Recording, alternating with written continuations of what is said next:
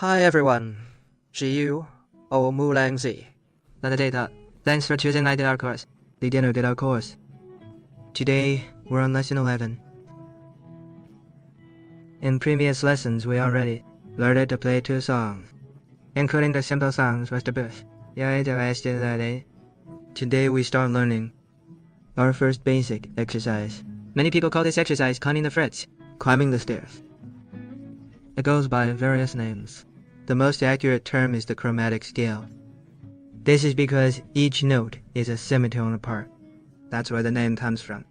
Some might ask, what's a whole tone? Or, what's a semitone? Don't worry about that for now. Once you finish these lessons, you'll understand it all. For every guitarist, the chromatic scale is second nature. Whether you're a pro or a guitar lover, when you hear chromatic scale, everyone's practiced it. No matter how many effective practice methods we have now, the chromatic scale exercise is always best foundational practice when starting out. We can now easily read guitar tabs. So now, let's check out the first chromatic exercise. It's on page 30 of the book. We also have a few ways to practice this exercise. Let's begin with the first exercise. It starts on the 3rd string. Starting at 5th fret on 3rd string. The sequence goes 5, 6, 7, 8, then repeats.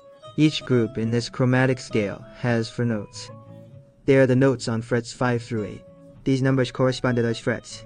You might be wondering why I start at the 5th fret on the 3rd string. Because the 3rd string isn't too thick or too thin. Thin strings don't hold up well under this kind of practice. And we're just getting back into it now. Your fingers will feel more straight. If the strings are too thick, our finger positions aren't steady yet. Playing on strings that are too thick can easily lead to bad habits. On the 3rd string, you should feel that your fingers are most comfortable, and the string itself feels the best. So, let's start with the 3rd string, playing this chromatic exercise. Our right hand needs to learn a new picking technique. It's called alternate picking. Before, we used play the 3rd string with index finger, play 2nd string with middle finger. We play 1 string at a time. Now we play using both the index and middle fingers. Alternate right hand, index and middle fingers. I'm sure you know what alternate picking is. Each down, up, down, up, down, up. And you keep alternating like that. Now, watch my right hand. Some students do practice like this. When you play the 3rd string, you can do it like this. For example, just rest your thumb on a string for support. Then you can play like this. Play steadily, one note after another. There are 4 notes in total. The first note. Start with your index finger. Play the 2nd note with your middle finger. The 3rd note with your index finger again. The 4th note with your middle finger. It always alternates like this. Okay? It might seem simple to you now. I'm sure you've already given it a try. No, I'll continue explaining the requirement. Practicing chromatic scale is important. Rules really matter. Just playing without paying attention isn't enough. Alright, the first rule. To play right on the spot. That means playing close to the fret. The frets are the metal strips on the fretboard. These metal strips are called frets. Get close to them. Press the 5th fret. Look at my index finger. It needs to be close to this fret. But see, I'm not pressing down. Pressing it down is wrong too. Stay close. Press 6th fret. Stay close to the 6th fret. Press the 7th fret close to the fret wire. For the 8th fret, stay close to the fret wire. That's right. Second, your finger needs to stand up. Don't play like this. Laying your fingers flat like this just isn't right. We've covered standing your fingers before. Use fingertips. Press down with your fingertips. Gently. Yes. Press with fingertip and keep finger bright. Some of you might be wondering if my hand touches other strings when I play aloud.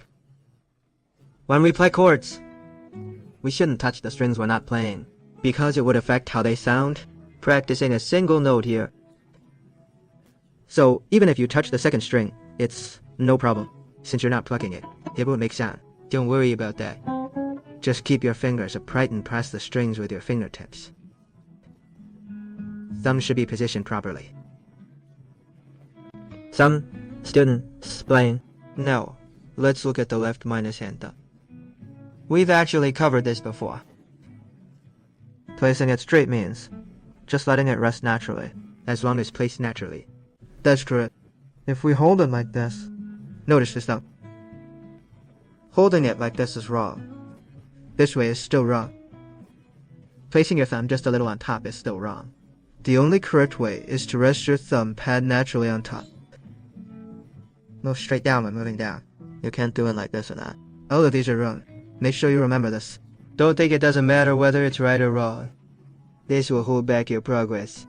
When you play more complex passages, those mistakes will stop you from playing them correctly. So, your thumb has to be positioned properly.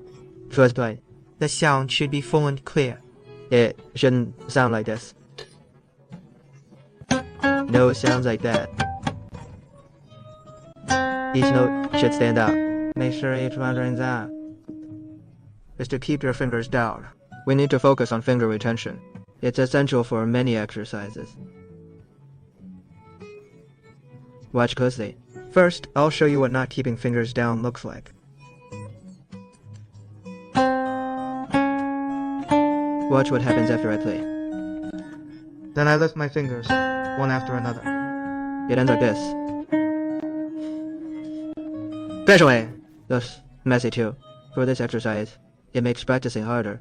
What exactly is finger retention? Let's see the correct way. Finger retention means you don't lift your fingers after each note, pressing down all 4 fingers in sequence. Let's try it again.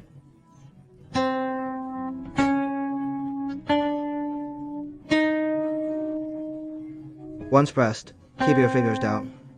That's finger retention. Alright, those are some key points for practicing the chromatic scale. One more thing about our thumb. But also try to place it around the middle of the fingerboard. Right around here. If it's too high, your fingers won't be able to spread. If it's too far down, your hand will get tense. So, place it in the middle. It'll feel much more comfortable there. If you can do everything I just said, and play slowly like this.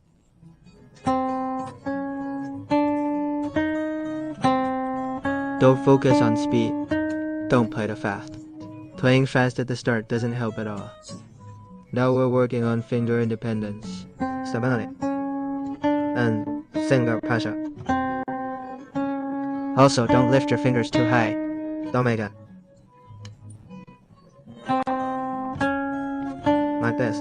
That's wrong. Keep fingers low. First point, just to get familiar with the chromatic scale. This one's pretty simple. If you think you've got it down, and it's no problem for you, then move on to the second exercise. It's on page 41 in our book. The second exercise is still on these 4 frets. 5, 6, 7, 8. Now, you just play all 6 strings once. Play it on first to 6th string, then that. Okay, here's the top for this. You can follow sheet music. Now, I'll demonstrate slowly.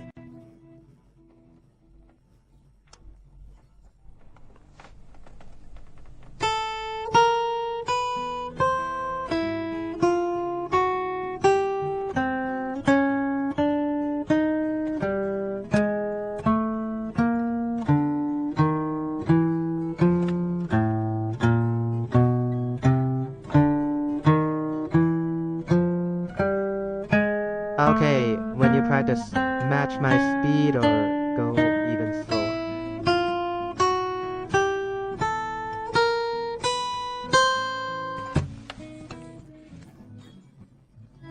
Then, play steadily. Turn it on while you play. If not, no problem, just try to play steadily. Okay, if this is step 2, and you feel confident with it,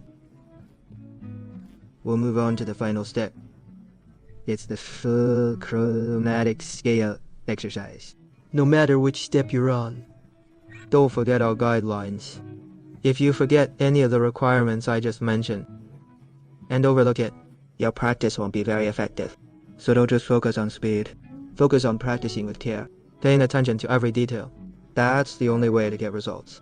You've probably seen many experienced players playing chromatic scales fast, so you always want to get to that level and play that fast yourself. But actually, our fingers have a natural inertia. When you play for a while, your fingers start carrying that inertia. So many students can play fast, but can't play slowly. You might find that strange. And actually, many students feel the same way. Playing fast is easy. Playing slow is actually harder. Why is that? Because you didn't start out playing slow. Your speed is all over the place. It's just momentum. Basically, you haven't truly reached that speed. Take it step by step. Okay, start slow, then gradually speed up. And when you can play fast, that's when you truly build up your speed. When it's time to practice playing fast, we'll show you how to play with a pick. Using the pick makes both hands move much faster. Only after that will we start speed. So don't rush. Just follow the course, step by step. Finally, let's open page 42 of the book. Page 40 to add a full chromatic scale exercise. It starts at the first fret of the G string. Then continue playing from the second fret onward. We follow this pattern. If you keep going, you can easily play up to the 15th fret. If your guitar has a cutaway, you can even reach higher frets. If your guitar has a rounded body, playing up to here is fine, you can keep going. Okay, be sure to follow our instructions when you play. Place fingers correctly.